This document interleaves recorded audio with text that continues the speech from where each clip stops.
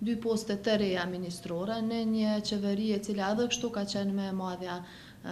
jo vetëm në rajon, po edhe në Evropë, e cila përmes këty 2 ministrive nuk do t'i shtohet funksionaliteti ose performanca, e cila do të vazhdoj të jetë qeveria më e madhe në rajon dhe në Evropë, po me perspektiven më të vogël. Dhe kjo po shihet edhe nga mungesa e komunikimit, e cila edhe pse 24 orë pas themelimit e institucioneve nuk po vjen, nuk kemi mesazhe pozitive për gatishmëri bashkëpunimi me këta njerëz, qoftë në nivel legjislativ, qoftë në nivel të qeverisë. Prandaj, për fatin e keq të vendit, deri në ndryshimin e kësaj qeverie, vendin do ta presin ditë edhe më të vështira, ku varfëria vetëse do të thellohet, sa shumë u thellu dhe u rrit ndikimi i Beogradit mbi qeverinë e Kosovës, flet fakti që kjo qeveri nuk u sjell për votim para deputetëve, të zgjedhurve të qytetarëve, deri në momentin kur Marko Gjurić erdhi në kuvend. Dhe kjo flet